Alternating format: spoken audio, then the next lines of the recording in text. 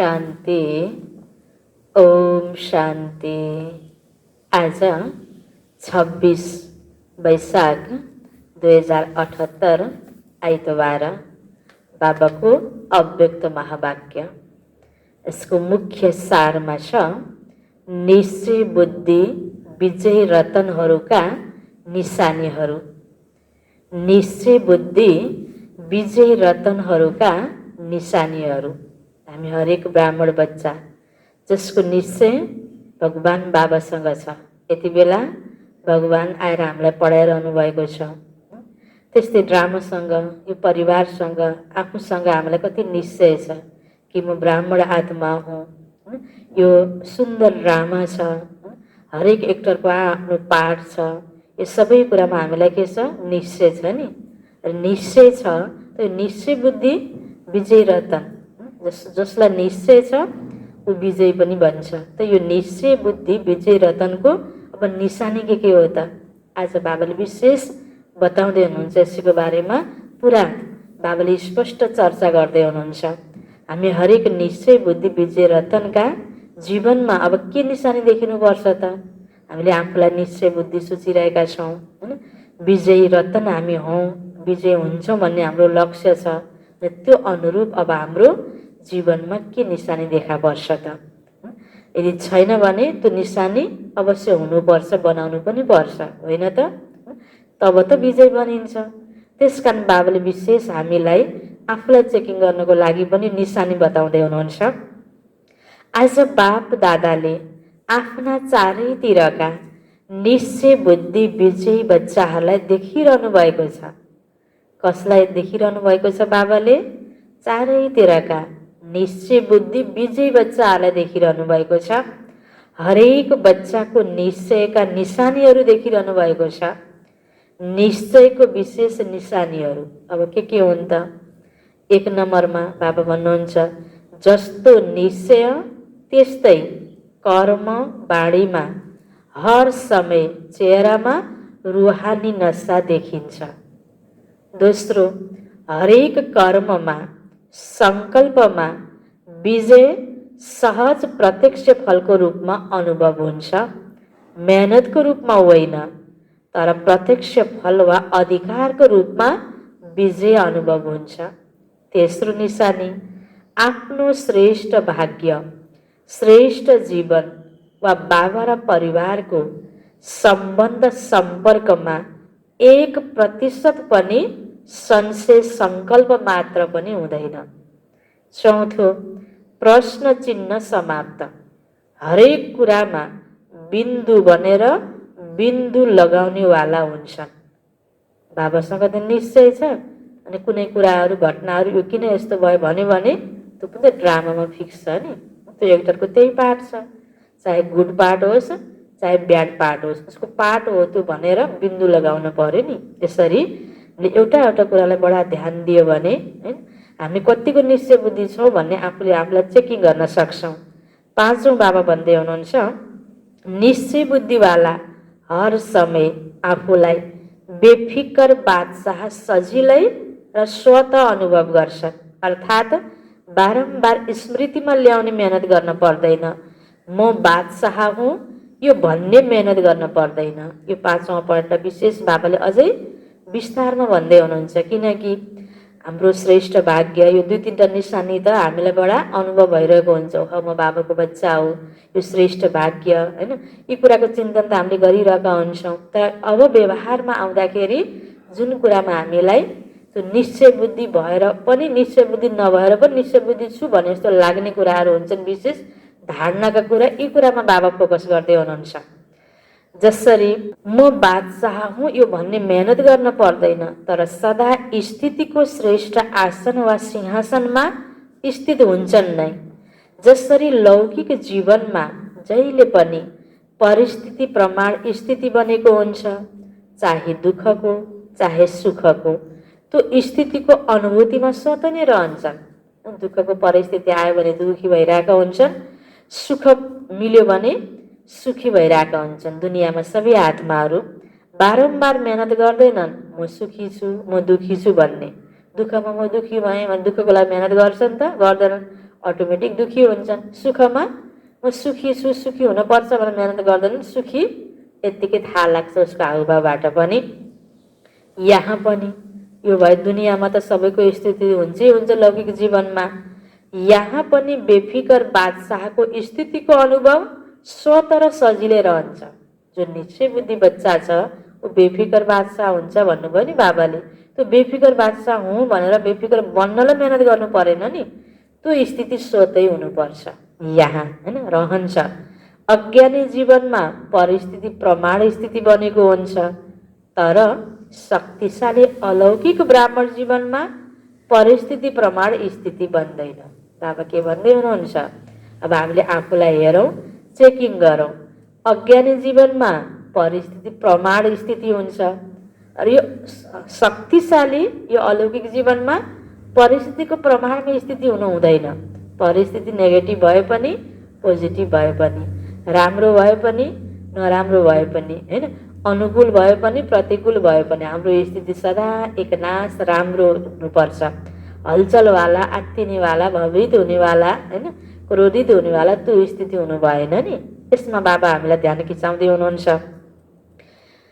बेफिकर बादशाहको स्थिति वा श्रेष्ठ स्थिति बाप दादाद्वारा प्राप्त भएको ज्ञानको लाइट माइटद्वारा, यादको शक्तिद्वारा बन्छ, जसलाई भनिन्छ ज्ञान र योगका शक्तिहरूको वर्षा, जुन बाबाबाट मिलेको छ।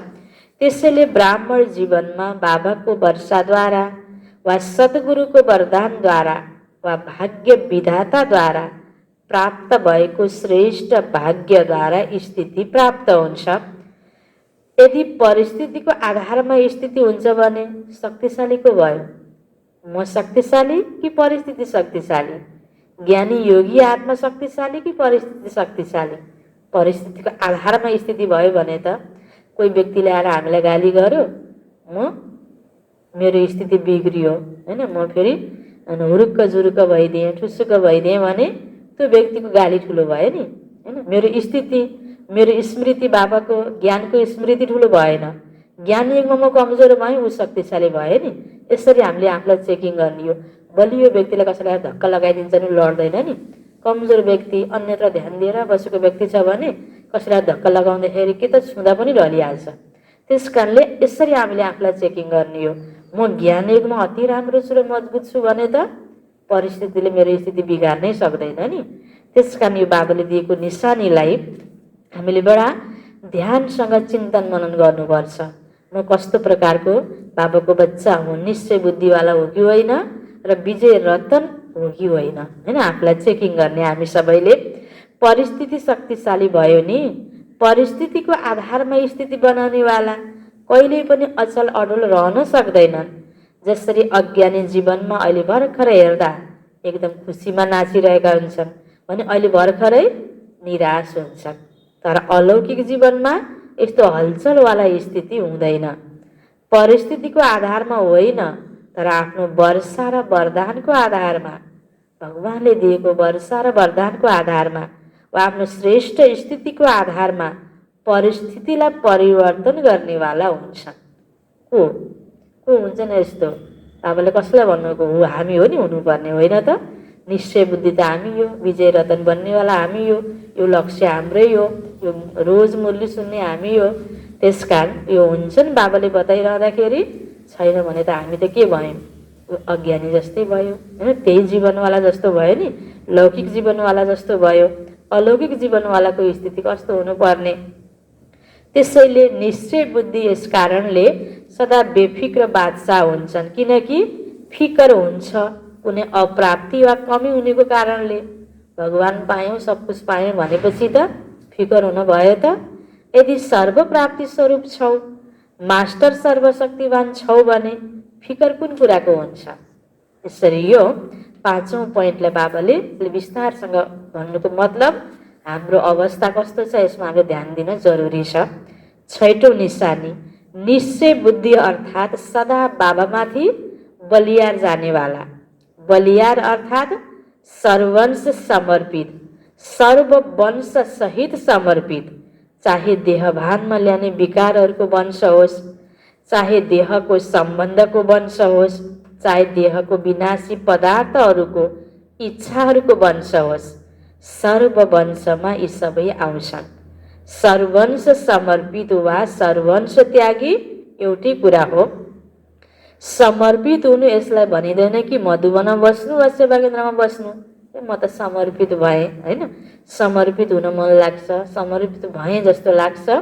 तर यो विकार विकृति पुरानो संस्कारलाई अहिले भर्खर बाबाले भन्नुभयो जस्तै देहसँग सम्बन्धित इच्छा आकाङ्क्षा विकृतिहरू पदार्थहरूको प्रतिको लगाव योबाट कति पर हुन सकेका छौँ, यसलाई कति अर्पण गर्न सकेका छौँ बाबामाथि। यसरी हामीले सोच्न सक्नुपर्छ, चेकिङ गर्नुपर्छ। यो पनि एउटा सिँढी हो जसले सेवा अर्थ आफूलाई अर्पण गरेका हुन्छन्। तर सर्वंश अर्पित एउटा सिँढी त चढ्यौँ, अब धेरै सिँढी चढ्न बाँकी छ। समर्पित भएपछि अर्थात् मधुबन बसेपछि सेवा केन्द्र बसेपछि गर्नुपर्ने कर्तव्य र कर्म दिनुपर्ने अटेन्सन धेरै छ। यो सिँढीको गन्तव्य हो। एउटा सिँढी चढ्यौँ तर गन्तव्यमा पुग्ने निश्चय बुद्धिको निशानी हो तिनै वंशसहित अर्पित। तिनै कुरा स्पष्टसँग जान्यौ नि वंश तब समाप्त हुन्छ जब स्वप्न वा सङ्कल्पमा पनि अंश मात्र पनि हुँदैन। यदि अंश मात्र पनि छ भने त्यही अंशबाट के हुन्छ, वंश पैदा हुन्छ। सानो पनि बिउ रह्यो भने त्यसैबाट फेरि पलाउन थाल्छ। त्यसैले सर्वंश त्यागीको परिभाषा त अति गुह्य छ, यो पनि कुनै बेलामा सुनौला। बस अहिले निशानी मात्रै बाबाले बताउनु भएको हो कि जो बच्चा निश्चय बुद्धि छ ऊ सर्वंश त्यागी हुन्छ, सर्वंश अर्पणमय बुद्धिवाला हुन्छ। सातौँमा निश्चय बुद्धि सदा बेफिक्र निश्चिन्त हुन्छन्। हरेक कुरामा विजय प्राप्त गर्ने नसामा निश्चित अनुभव गर्छन्। त्यसैले निश्चय निश्चिन्त र निश्चित, निश्चय निश्चिन्त र निश्चित यो हर समय अनुभव गराउँछन्। आठौँ निशानी छ तिनीहरू सदा स्वयं पनि नसामा रहन्छन् र तिनीहरूको नसालाई देखेर अरूलाई पनि यो रुहानी नसा अनुभव हुन्छ। कसलाई देखेर? निश्चय बुद्धि विजय रत्न आत्मालाई देखेर अरूलाई पनि रुहानी नसा बाबाको मद्दतले र स्वयंको स्थितिले अनुभव गराउँछन्। निश्चय बुद्धिका वा रुहानी नसामा रहनेहरूको जीवनका विशेषताहरू के हुन्छन्? बाबाले अहिले निशानीहरू बताउनु भयो होइन, 8 निशानीहरू बाबाले बताउनु भयो। निश्चय बुद्धि बच्चाहरूको स्थिति कस्तो कस्तो हुन्छ होइन, कस्तो त्यागी हुनुपर्छ, कति खुसीवाला हुनुपर्छ, कति नसावाला हुनुपर्छ, कति अचल अडोल अवस्था हुनुपर्छ, सबै कुरा बाबाले बताउनु भयो नि। त्यसरी यो निश्चय बुद्धिको नसामा रहनेवाला खुसीमा रहनेवालाको जीवनमा के विशेषता हुन्छन् त? पहिलो कुरा, जति श्रेष्ठ नसा हुन्छ त्यति नै निमित्त भाव हरेक जीवनको चरित्रमा हुन्छ। निमित्त भावको विशेषताको कारणले निर्माण बुद्धि हुन्छ। बुद्धिमा ध्यान दिनु छ। जति निर्माण बुद्धि हुन्छ त्यति निर्माण गर्छौ, नवनिर्माण बन्छौ।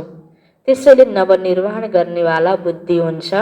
निर्माण पनि हुन्छौ, नवनिर्माण पनि गर्छौ।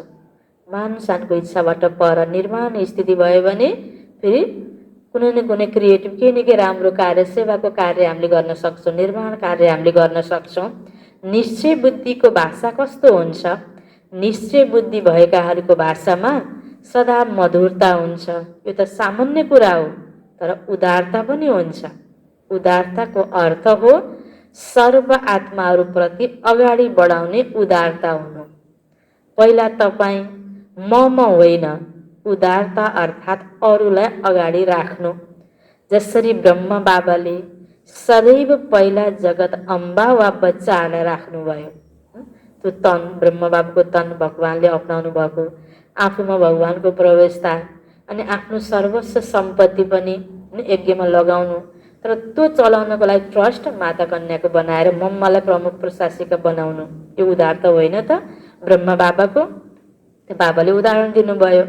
बच्चाहरूलाई बाबाले अगाडि राख्नुभयो। ब्रह्म बाबाले म भन्दा पनि तेज जगदम्बा छिन्, म भन्दा पनि तेज यी बच्चाहरू छन् भन्नुभयो। यो उदारताको भाषा हो। र जहाँ उदारता हुन्छ स्वयं अगाडि रहने इच्छा हुँदैन। ऊ ड्रामा अनुसार स्वतः नै मनले चिताएको फल मिल्छ नै। जति स्वयं इच्छा मात्र अविद्याको स्थितिमा रहन्छौ त्यति नै बाबा र परिवारले असल योग्य सम्झिएर उसैलाई पहिला राख्छन्। आफूले खोज्नुभन्दा पनि सच्चा भएर राम्रो असल कर्म गरिराख्यो भने त्यो योग्यता र आफ्नो विशेषता खेर जाँदैन। जसरी पनि ड्रामा अनुसार बाबाले चाहे अनुसारको युज हुन्छ, त्यस कारण पहिले म यो जानेको छु, यो छु, मैले चान्स पाइनँ भनेर आत्तिनु पनि पर्दैन। र म अगाडि जान पाए हुन्थ्यो भनेर खोजेर होइन, सबै अगाडि जाउँ, यो उदारताको भावना भयो भने बाबाले के भन्नुभयो, तिम्रो विशेषता पनि खेर जाँदैन, जरुर युज हुन्छ भगवानको कार्यमा। त्यसैले पहिला हजुर मनले भन्नेहरू पछाडि रहन सक्दैनन्।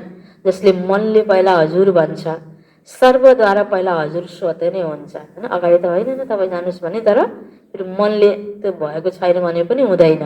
बाबाले भन्नु जसले मनले पहिला भन्छ ऊ स्वत नै र हजुर हुन्छ, तर इच्छा हुनु हुँदैन। त्यसैले निश्चय बुद्धिको भाषा सदा उदारता भएको भाषा, सन्तुष्टताको भाषा, सर्वको कल्याणको भाषा हुन्छ। यस्ता भाषा भएकाहरूलाई भनिन्छ निश्चय बुद्धि विजयी। निश्चय बुद्धि त सबै हौ नि, किनकि निश्चय नै जग हो।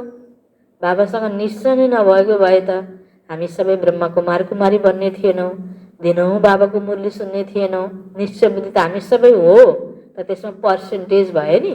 अझै 100% यसमा निश्चय बुद्धि बन्नको लागि बाबाले यी अझै गहिरामा हामीलाई लैजानु भएको, यी कुराहरूमा ध्यान खिचाउनु भएको।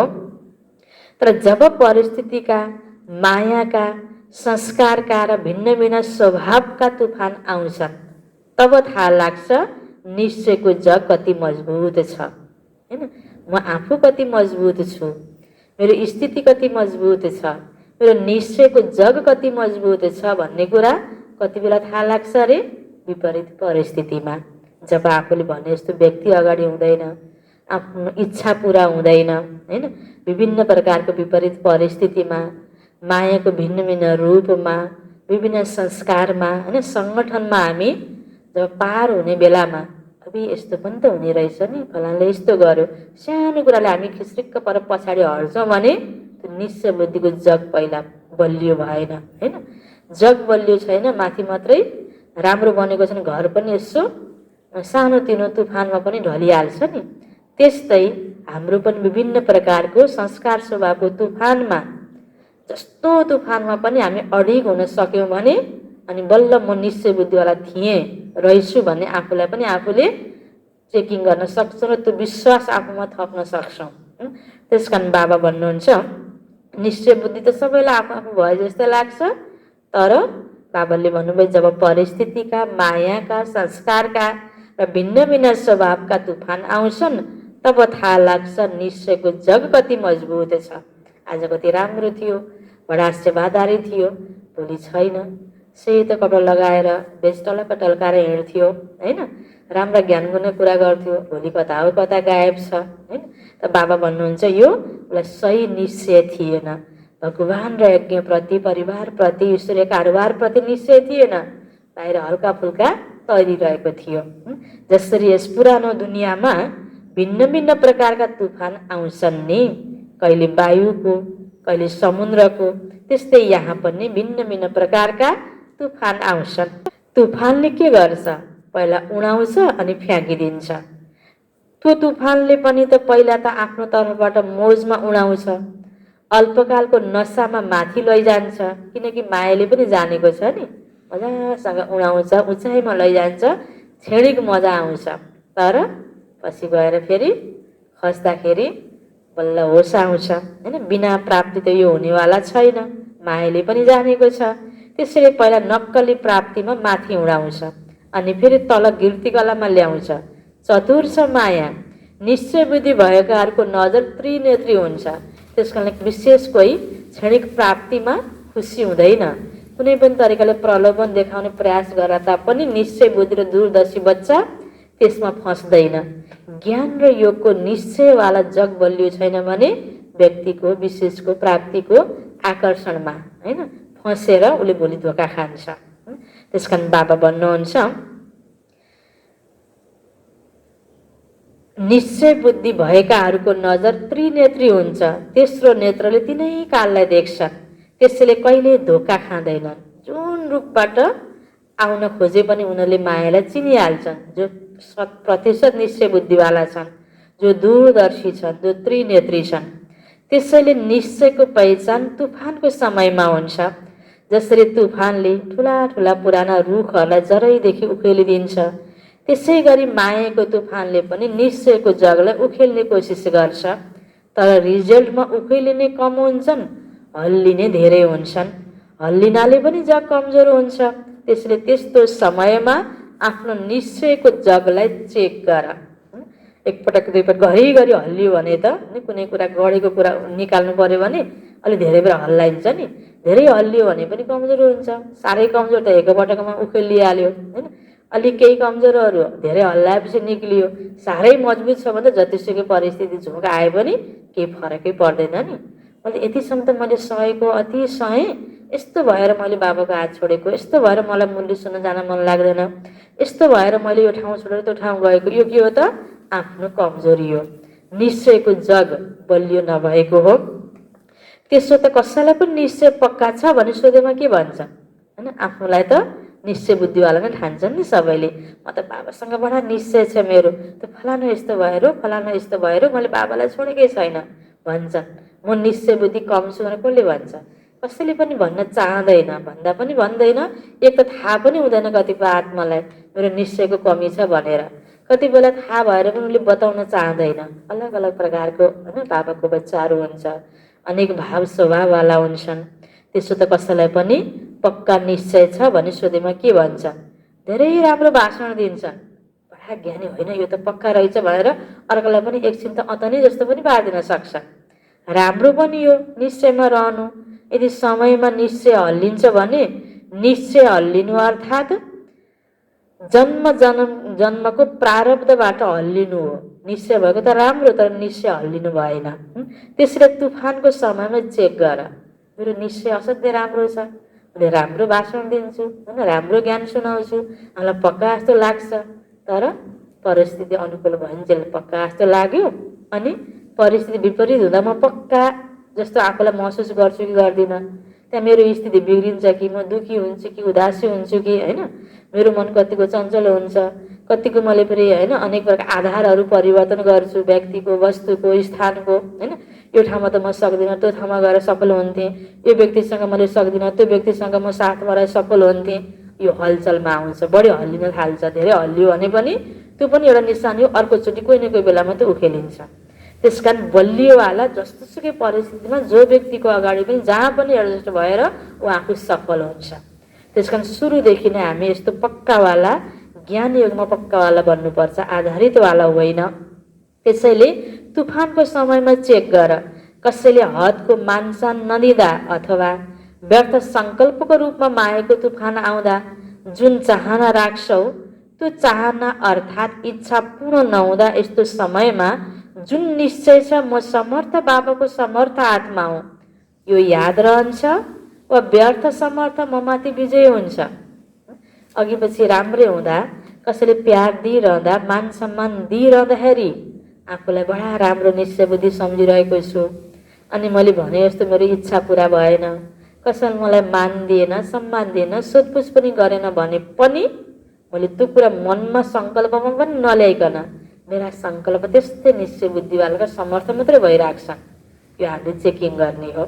मनमा आउने त एक ठाउँमा छँदैछ, त्यसलाई अझ मेटाउनु पर्ने हो। उल्टै हामीले फेरि प्रस्तुत गरिदिन्छौँ होइन, सबैसँग वर्णन गर्छौँ, अनि हामीले वातावरण पनि खराब गर्छौँ भने म 100% निश्चय बुद्धिवाला र विजय रतनमा आउनेवाला भएँ त भएन नि। यदि व्यर्थले विजय प्राप्त गर्यो भने निश्चयको जग त हल्लियो नि। समर्थको बदला आफूलाई कमजोर आत्मा भएको अनुभव हुन्छ, दिल सिकस्त हुन्छौ। त्यसैले भनिन्छ तुफानको समयमा चेक गर। राम्रो हुँदा आफूलाई चेक गरेर थाहै लाग्दैन। तुफान आउँदा चेकिङ गर कि म कतिको निश्चय बुद्धि छु भनेर। यो विधि हाम्रो भलाइको लागि बाबाले बताइदिनु भएको, हाम्रो कल्याणको लागि बाबाले बताइदिनु भएको, ताकि सानो तुफानले हामीलाई गिराउन नसकोस् होइन, हामीलाई उखेल्न नसकोस् होइन, हामी उजाड बन्नु नपरोस्। हदको मान सानले नै मैपनले रुहानी सानबाट तल ल्याउँछ। हदको कुनै पनि इच्छाले इच्छा मात्र अविद्याको निश्चयबाट तल ल्याउँछ। त्यसैले निश्चयको यो मात्र अर्थ होइन कि म शरीर होइन आत्मा हुँ। तर कुन चाहिँ आत्मा हुँ? त्यो नसा, त्यो समान समयमा अनुभव होस्, यसलाई भनिन्छ निश्चय विजय। कुनै परीक्षा नै छैन, तर भन्छ म त सम्मानसहित पास भएँ, होइन? बाबालाई हाँसो पनि लाग्छ, होइन? परीक्षा आएकै छैन, फाइनल परीक्षा आउने बाँकी छ। पहिला भर्खर प्रवेश पत्र लिएर पसेको पनि छैन, भर्ना मात्रै भएको छ, 1-2 क्लास पढेको छ। मैले त एसएलसी पास गरेँ, होइन? मैले त फलानु डिग्री प्राप्त गरेँ भनेर एकछिन सुनेर जस्तो लाग्छ, भोलि त आफूलाई धोका हो नि, होइन? कतिपयले बुझेकै हुँदैन, यो ज्ञानको गहिराइमा गएकै हुँदैन, होइन? बाबा भन्नुहुन्छ कुनै परीक्षा नै छैन। परीक्षा भनेको त हाम्रो स्थिति कस्तो छ त्यसको लागि, रिजल्टको लागि त्यो परीक्षा आउने हो। सजिलै पास हुन्छ नि पढेको व्यक्ति त। परीक्षामा फेल भयो भने म राम्रै पढेको थिएँ कि यो परीक्षा यस्तो उस्तो भनेर त भएन नि। त बाबा भन्नुहुन्छ परीक्षा नै छैन अनि भन्ने म त सम्मानसहित पास भएँ, यस्तोलाई कसैले मान्छ? प्रमाणपत्र चाहियो नि। जतिसुकै कोही पास भएको होस्, डिग्री लियोस्, तर जबसम्म प्रमाणपत्र मिल्दैन तबसम्म कुनै मूल्य हुँदैन। परीक्षाको समयमा परीक्षा दिएर पास होस्, प्रमाणपत्र लियोस् बाबाबाट, परिवारबाट, तब उसलाई भनिन्छ निश्चय बुद्धि। बुझ्यौ, होइन? म आफैले आफैलाई म बडा राम्रो सेवादारी, बडा राम्रो मुरली सुन्छु, बडा राम्रो योग गर्छु, होइन? आफूले आफूलाई राम्रो भनेर प्रमाणित गरेर बसेर हुँदैन। सम्बन्धित स्थानले, स्कुलले, टिचरले हामीलाई प्रमाणपत्र दिनु पर्यो, त्यो स्थानले, होइन? बाबा भन्नुहुन्छ बाबाबाट, परिवारबाट प्रमाणपत्र लियोस्, तब मैले मान्छु निश्चय बुद्धि विजय। बुझ्यौ? त्यसले जगलाई पनि चेक गरिरहनु छ। निश्चय बुद्धिको विशेषता सुन्यौ नि, जस्तो समय त्यस्तै रुहानी नसा जीवनमा देखियोस्। केवल आफ्नो मन खुसी नहोस्, तर अरू पनि खुसी होन्, सबैले अनुभव गरून्। यो नसामा रहनेवाला आत्मा हो। केवल मन पसन्द होइन, तर लोक पसन्द, बाबा पसन्द हुनु छ। के हुनु छ? बाबा पसन्द हुनु छ, लोक पसन्द हुनु छ। पहिला हामी लोक पसन्द गर्ने प्रयास भयो भने बाबा पसन्द हुन सक्दैनौँ। बाबा पसन्द हुने पुरुषार्थ गऱ्यो भने लोक पसन्द स्वतै हुन्छौँ। पहिला कसैको बुझाइमा, हेराइमा गलत जस्तो भए पनि यदि बाबाको अनुसारको सही हामीले सत्य कर्म गरेका छौँ, शुद्ध कर्म गरेका छौँ, इमान्दार हामी छौँ र बाबाको मर्यादाभित्र छौँ भने हामी लोक पसन्द पनि जरुर बन्छौँ। धैर्य गर्नुपर्छ, त्यो सर्टिफिकेट दुवै हामीले प्राप्त गर्नुपर्छ, ताकि आफ्नो दिल पनि गवाह हुन्छ, आफूभित्र पनि सन्तुष्ट हुनुपर्छ। यो 3 प्रकारको सर्टिफिकेट, मन पसन्द, लोक पसन्द, बाबा पसन्द, यसलाई भनिन्छ विजय। अच्छा, सर्वनिश्चय बुद्धि विजय रतनहरूलाई, सर्वनिश्चिन्त बेफिकर बच्चाहरूलाई, सर्वनिश्चित विजयको नसामा रहने रुहानी आत्माहरूलाई, सर्व तुफानलाई पार गरेर तोहफा अर्थात् उपहार अनुभव गर्ने विशेष आत्माहरूलाई, सदा अचल अडोल एक रस स्थिति रहने निश्चय बुद्धि बच्चाहरूलाई बाप दादाको याद प्यार एवं नमस्ते। रुहानी बच्चाहरूको रुहानी बाबालाई गुड मर्निङ, नमस्ते नमस्ते। यो छ अन्य विदेशी बाबाको बच्चाहरूसँग बाबाको भेटघाट। आफूलाई समीप रतन अनुभव गर्छौ। समीप रतनको निशानी के हो? उसले सदा सहज र स्वत ज्ञानी आत्मा, योगी आत्मा, मूल मूर्त सेवादारी अनुभव गर्छ। समीप रतनको हर कदममा यी चारै विशेषताहरू सजिलै अनुभव हुन्छन्। एउटा पनि कमी हुँदैन। ज्ञानमा कम होस्, योगमा तेज होस् वा दिव्य गुणहरूको धारणामा कमजोर होस्, यस्तो हुँदैन। सबै विषयलाई ब्यालेन्स मिलाएर अगाडि लैजान्छ। उसले सबैमा सदा नै सहज अनुभव गर्छ। समीप रतनले कुनै पनि कुरामा मेहनत अनुभव गर्दैन, सहज सफलता अनुभव गर्छ, किनकि बाप दादाले बच्चाहरूलाई सङ्गम युगमा मेहनतबाट छुटाउनुहुन्छ। 63 जन्म मेहनत गर्यौ नि, चाहे शरीरको मेहनत गर्यौ, चाहे मनको मेहनत गर्यौ, बाबालाई प्राप्त गर्नको लागि भिन्न भिन्न साधनहरू अप्नाइरह्यौ, यो मनको मेहनत गर्यौ, त्यस्तै धनलाई पनि हेर, जुन सर्भिस गर्छौ, जसलाई बाप दादाले नोकरी भन्नुहुन्छ, त्यसमा पनि हेर कति मेहनत गर्छौ, त्यसमा पनि त मेहनत हुन्छ नि। अब आधा कल्पको लागि यो नोकरी गर्दैनौ, यसबाट पनि छुट्छौ। न लौकिक नोकरी गर्नुपर्छ न भक्ति गर्छौ। अहिले केही प्राप्तिको लागि, जीविकोपार्जनको लागि कति मेहनत गरेर मान्छेले नोकरी गर्छन् हैन, त्यसबाट आफ्नो जीवन निर्वाह गरिरहेका हुन्छन्।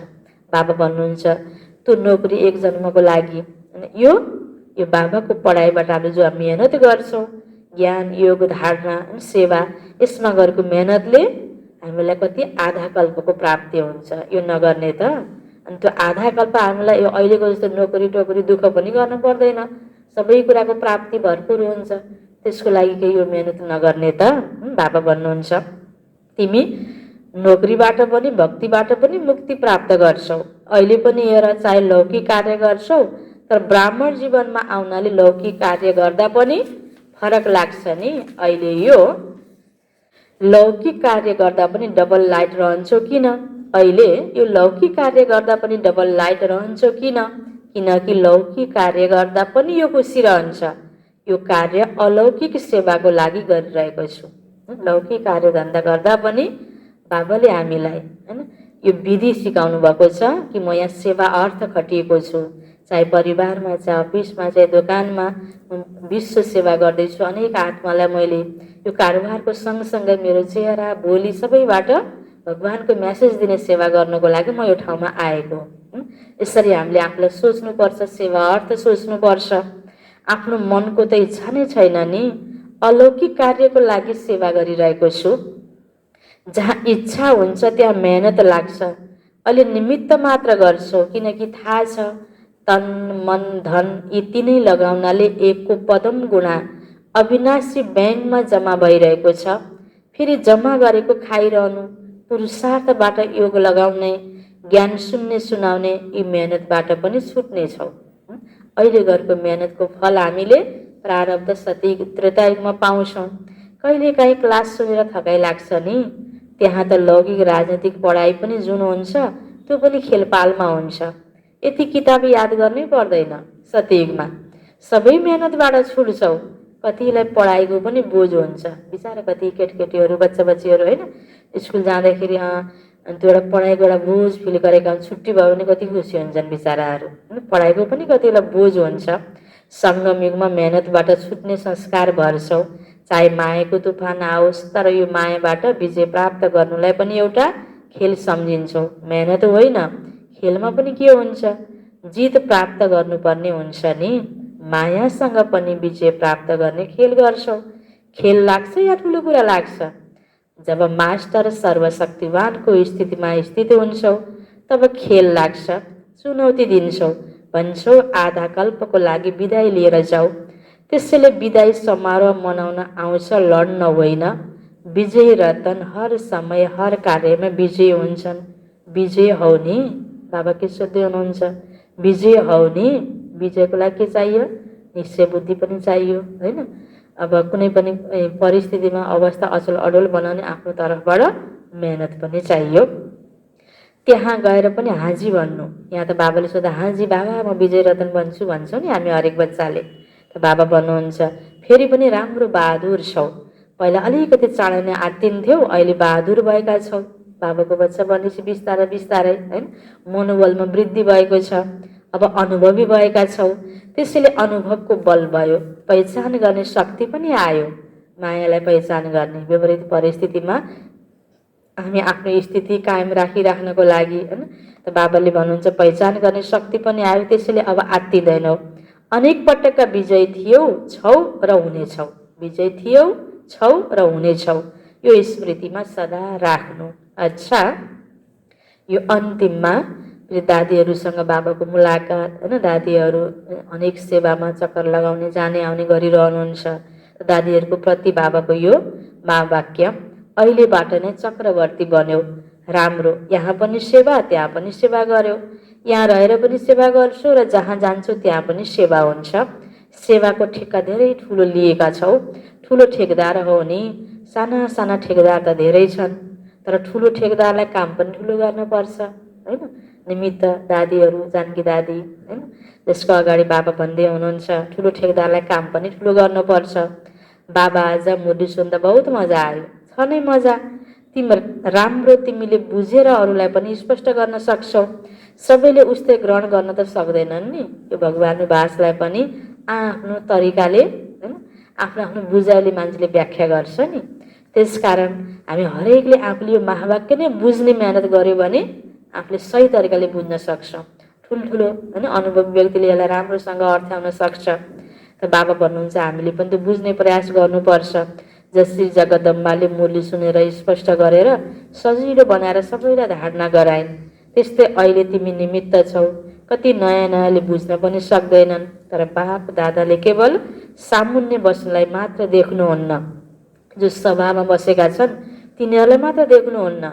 मधुवनमा होइन यसरी दादीहरूको अगाडि बोल्दै गर्दा, दादीहरूलाई शिक्षा दिँदै गर्दा, सबै सभाको बच्चाहरूसँग त्यो हलभित्रको बच्चाहरूलाई मुरली चलाउँदै गर्दा बाबाले यसरी आफ्नो दिलमा चारैतर्फको विश्वको कुना कुनाको एक एक रत्नलाई याद गर्नुहुन्छ होइन। बाबाले भन्नुभयो जो सभामा बसेका छन् तिनीहरूलाई मात्र देख्नुहुन्न, सबैलाई सामुन्ने राख्नुहुन्छ। फेरि पनि सामुन्ने अनन्य हुँदा तिनीहरूप्रति निक्लिन्छ। त्यही प्रकारको वाक्य बाबाले उच्चारण गर्नुहुन्छ। तिमीहरूले त पढेर पनि ग्रहण गर्न सक्छौ। अच्छा, यो छ बाबाको वरदान। व्यर्थको चुहावटलाई समाप्त गरेर समर्थ बन्ने कम खर्चवाला नसिन भव। व्यर्थको चुहावटलाई समाप्त गरेर समर्थ बन्ने कम खर्चवाला नसिन भव। विस्तारमा सङ्गम युगमा बाप दादाद्वारा जति पनि खजाना मिलेका छन्, यस सङ्गम युगमा जति पनि खजाना मिलेका छन् ती सबै खजानालाई व्यर्थ जानबाट बचायो भने कम खर्चवाला नसिन बन्छौ। व्यर्थ जानबाट बचाउनु अर्थात् समर्थ बन्नु हो। जहाँ समर्थी हुन्छ त्यहाँ व्यर्थ जाओस् यो हुन सक्दैन। यदि व्यर्थको चोहावट छ भने जति पुरुषार्थ गरे पनि मेहनत गरे पनि शक्तिशाली बन्न सक्दैनौ होइन। मुरली सुन्यौ, 1-1.5 घन्टा योग पनि गर्यौ, त्योभन्दा बढी फेरि व्यर्थ चिन्तन गरेर चुहावट भयो भने त्यो योगले फेरि युग त गरेको मैले, योगले कामै गरेन, बाबाले मलाई केही पनि मद्दत गर्नु भएन भन्ने फिलिङ आइराख्ने।